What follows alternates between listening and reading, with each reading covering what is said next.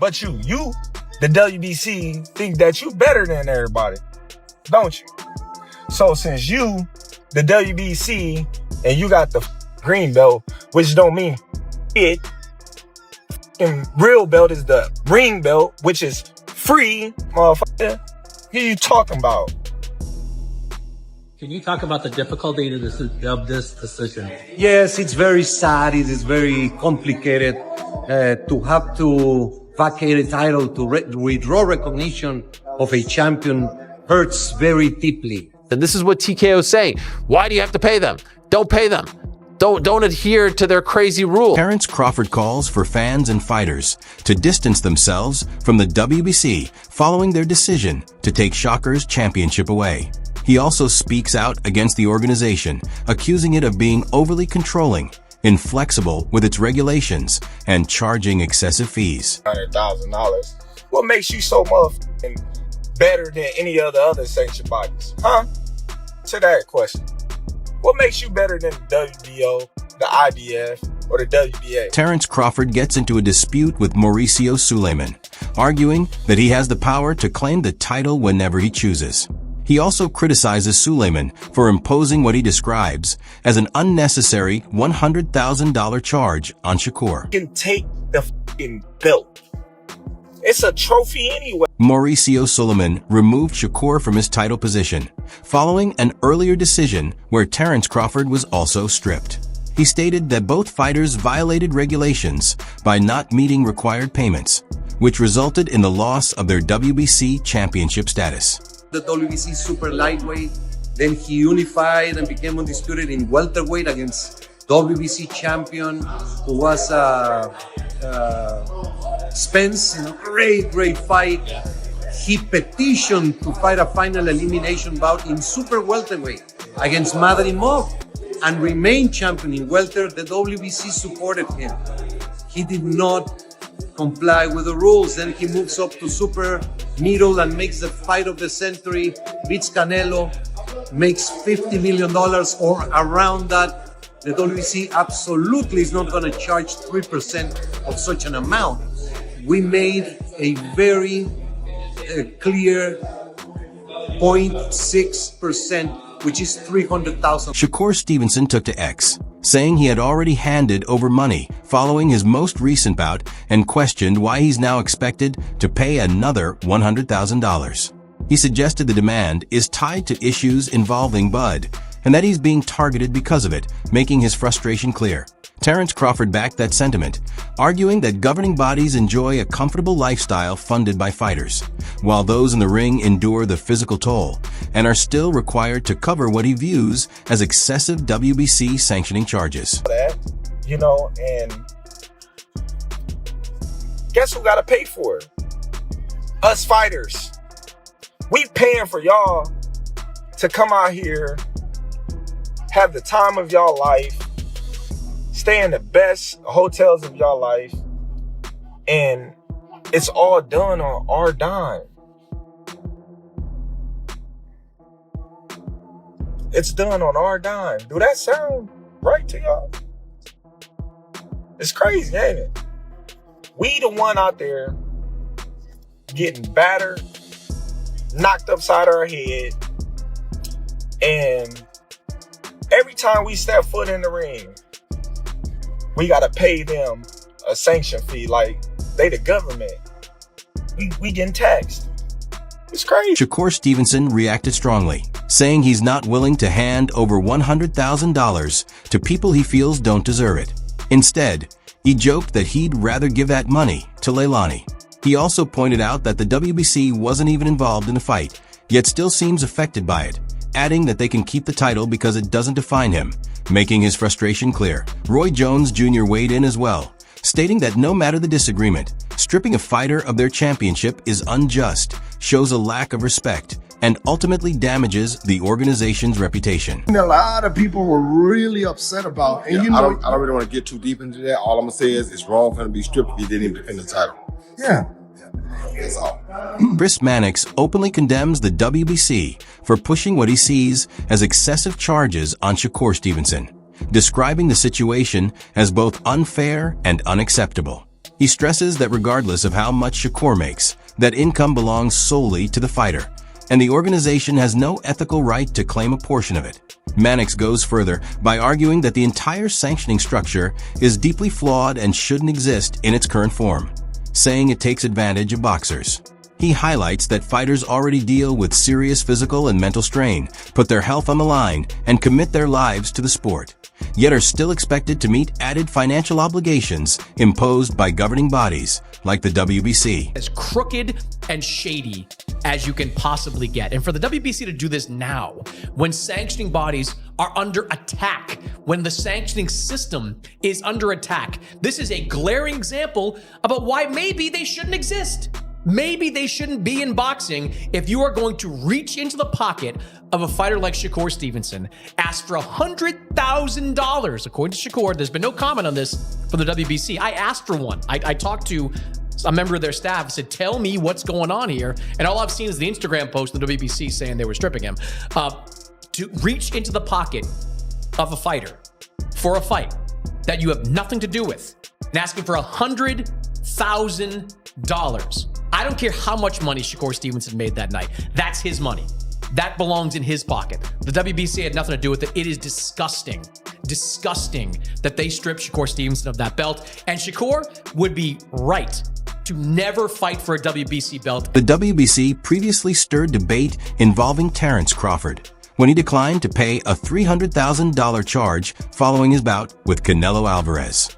Many observers supported his decision, saying he had every right to refuse. Crawford questioned the reasoning behind such a large demand, noting that other governing bodies like the IBF, WBA, and WBO had no issue with the payments he made to them. From his perspective, those organizations simply took their agreed share without complications, which he felt highlighted how inconsistent the WBC's requests can be. Crawford maintained that his fight earnings were his own concern and argued that Mauricio Suleiman, the WBC president, had no valid grounds to ask for additional money. He even offered the standard 3% of his purse, but the WBC reportedly rejected it and pushed for a 6% cut, significantly higher than what other sanctioning bodies typically require. Analysts also pointed out that aside from awarding titles, these organizations often play a limited role in the actual event, raising questions about whether such steep fees are justified. I think Terence Crawford's well within his rights to say that I ain't giving you $300,000. Why? Like, why am I giving you $300,000? What for? And don't talk about my purse. Like Mauricio Suleiman saying Terence Crawford made 50 million. What's that got to do with you? No. And what I like as well about Terence, he said, look, I gave the IBF money, I gave the WBA money, I gave the WBO money. We haven't heard any of those organizations moan about the amount Terence Crawford gave to them. They're like, oh, we'll take it. Because ultimately, what are they doing? Apart from strapping a belt around your waist, what are they doing? And we'll get to that as well. So he then tried to give the WBC that amount of money as well. They clearly said, no, we're not taking that. We want a bit more. And then they're like, okay, normally we take 3%, but 3% of 50 million would have been too much. So you know what? We'll allow you to pay us 0.6. Shakur Stevenson is still unbeaten, and his championship was never taken from him inside the ring. However, the WBC ruled the title vacant after he moved up in weight, stating that his absence left the division without an active champion. That move opened the door for other fighters to compete for the belt, even though Stevenson had not been defeated. The key point is that the title change happened due to an administrative decision, not a loss. His record and accomplishments remain unchanged, as this action reflects a technical adjustment rather than his performance.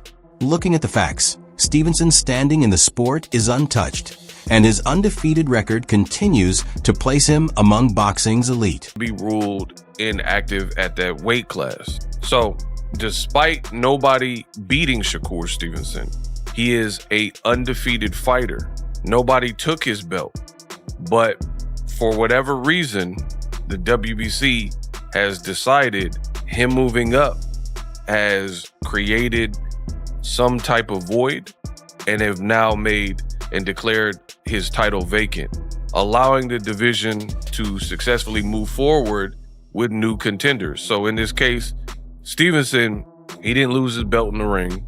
Nobody beat him. He's still undefeated. The title was vacated administratively, which is a difference. And we need to establish the facts from the fiction. So nobody beat Stevenson. It doesn't really hurt his career, his official box rec. And it says he's suspended by the commission indefinitely. So I'm not sure if he has some type of injury, but usually when it says indefinitely, they got to get clearance from a doctor to come back. And again, this could be possibly from his fight with Shakur Stevenson. So this is a developing story, and we'll see ultimately how it plays out, what the WBC officially decides to do in terms of who's next and what's next. So what are the facts? What does this mean? Shakur Stevenson was not stripped for any type of misconduct. Shakur was not penalized per se, and Shakur Stevenson is not suspended. So it simply reflects the WBC has considered him no longer active at lightweight at this time. A bit political. That's the only thing that I can think of. Analyst Ade Oladipo views the WBC's move to take Shakur Stevenson's 135-pound title as both unusual and controversial. He points out that Stevenson, who remains undefeated, had already explained his plan to briefly move up in weight with the intention of eventually returning to the division. Even with that clarity, the WBC chose to declare the belt vacant, arguing that his time away left the weight class without an active champion and opened the door for other contenders to fight for the title. According to Oladipo, the situation reflects what he sees as the organization's strict and overly procedural approach, but he also highlighted another issue, noting that although Stevenson's most recent bout was not connected to the WBC, their regulations still required him to pay half of the sanctioning fee, treating it similarly to a title defense. Stevenson blast WBC and responds to being stripped of a 135-pound title. This is a bit wild. It's a bit wild. And the reason it's a bit wild, so many different reasons actually, but one of the biggest reasons is that Shakur has always said, I want to go up to fight Tio, but I want to come back down to 135. So basically, he's almost telling the WBC, let me go up there, I will come back down. And with what the WBC are going through right now, and this battle with Zuffa, where, you know, they've got some real big players and power over there, and they're saying F the belts, and WBC are fighting, saying none of the belts mean stuff. The last thing you want to do is have a public spat, a public back and forth with one of the biggest names in boxing right now. Shakur Stevenson is one of the biggest names in boxing. And the thing about Shakur as well, you piss him off, this guy will go straight to social media and make it known that he's pissed off, and that's what he's done. The analyst considers this rule overly harsh, especially since Stevenson was never beaten for his title. Oladipo also notes that the WBC's approach in this case is similar to previous disputes involving other fighters, showing a pattern where financial demands and administrative decisions lead to friction between champions and the organization that in the end, Stevenson's standing in the sport remains unchanged, as losing the belt through an administrative move does not impact his unbeaten record. However, the situation does bring renewed scrutiny to how fair and transparent sanctioning body policies really are. For him, or from him, sorry, which was $100,000. Now, a lot of you might say, well, one second, his last fight wasn't for the WBC, it was for the WBO and the ring title. Why did the WBC want any money from him? The WBC have a clause, I think it's either 7.3 or 7.4, yeah, where even if you do not fight for the WBC belt, if you're a champion of their belt, i.e. which Shakur Stevenson was, you have to pay 50% of the sanctioning fee as though the WBC belt was on the line. Does that make sense? Let me see if I can find it. I'm going to find it and read it out to so I'm not paraphrasing, because this is quite important and I think it's a joke. I think it's a joke. I really do. All right. Okay, yeah. All right, rule 7.3. I'm going to put this on the screen. The analyst notes that Shakur Stevenson has consistently made it clear he sees himself as a natural 135-pound fighter, only moving up in weight for specific circumstances. In his most recent outing, he delivered a dominant performance against former unified lightweight and WBO junior welterweight champion Teofimo Lopez. With that win, Stevenson's record now stands at 22 victories, 2 defeats, and no draws, including 13 knockouts. despite his ongoing communication about his plans at lightweight, stating he intends to remain at 135 pounds unless a major opportunity presents itself.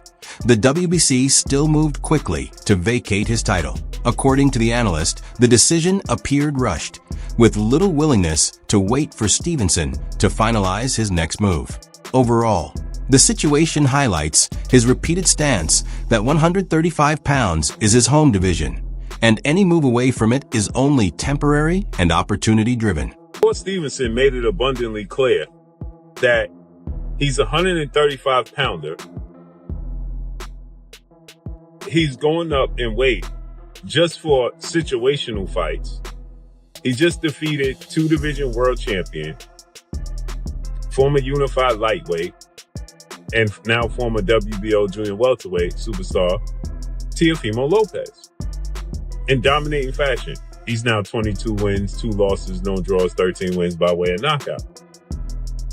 After a beautiful performance, a dominating performance, the WBC, in a rush to do nothing,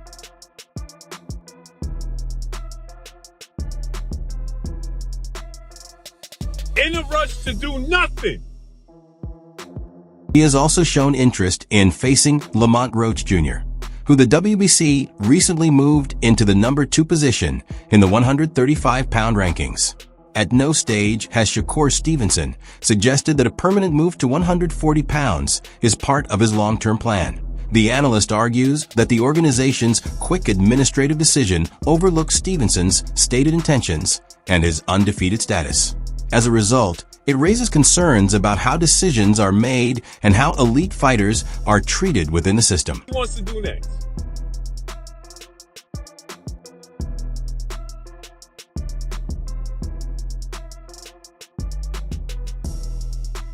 This dude, Shakur, has told the world, I'm 135 pounds. I plan on competing at 135 unless there's a situation that presents itself.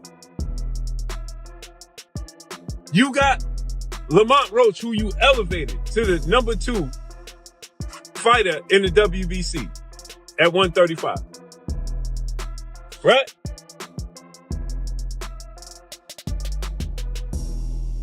Shakur says yesterday, I'm willing to fight Lamont Roach. We're going to make it happen. Right? Not one. From an analyst perspective, Shakur Stevenson stepping up to the 140-pound division opens the door to more compelling possibilities in the sport. Although a return to 135 pounds remains an option, that route appears less appealing following his dominant win over former 2-division champion Teofimo Lopez at AT 140. Analysts suggest that holding the WBO title along with the lineal championship brings greater significance than what he previously had at lightweight. The move also sets the stage for major matchups, including a potential showdown with Devin Haney, the WBO welterweight champion, an encounter that could stand out as one of the most anticipated fights in 2026. To beyond that, the 140-pound division features several top-tier fighters, often considered part of boxing's elite circle, giving Stevenson the chance to take on meaningful, high-level competition that could elevate both his career and the sport overall. Of course, Stevenson in a 140-pound division, I think there's more attractive fights in the 140-pound division, because if you would have stood, if you would have gone back to the lightweight division, Muay Thai would probably be the most intriguing matchup, and I don't know if after beating Teofimo Lopez, that I think that would have been going backwards. I believe that the WBO strap that he got right now and the lineage title that he got on is more valuable in a 140-pound division than going back to the 135-pound division. You know what I'm saying? Because I think that he could also petition to be the WBO mandatory to the welterweight champion in the WBO in Devin the Dream Haney. I think that would be an attractive matchup in 2026 following that type of performance versus Teofimo. While Keyshawn Davis currently sits as the mandatory challenger for the WBO title at 140 pounds, a bout with Shakur Stevenson appears unlikely, underscoring the complicated balance between mandatory requirements and the fights fans most want to see. Did I end the bigger picture? Analysts believe Stevenson's move to 140 pounds strengthens his long-term legacy, lines him up for tougher, high-profile challenges, and delivers more compelling matchups for the audience, all while preserving his reputation as one of boxing's top undefeated talents. Those are the four kings, the Fab Five, whatever you want to call it. And I think that's just better for the sport of boxing. That's better for Shakur Stevenson. And I think that's a very winnable fight right there. We know that Keyshawn Davis is in WBO mandatory position right now in the 140-pound division, but we all know that they're not going to fight. So, we all could keep on asking Keyshawn and Shakur, when you going to fight? Are you going to fight? Both of these guys already saying they're never going to fight again. So, Keyshawn Davis is going to be moving up to the 147-pound division, right? So, unless that Tank was active at 135, that's the only fight that the world want to see at 135 is Shakur versus Tank. We're not going to see Kid Austin versus Shakur Stevenson at 135. That, Shakur, the Kid Austin, he lost that opportunity. That wraps up today's video. Thanks for watching, and be sure to stay tuned for more. See you in the next one.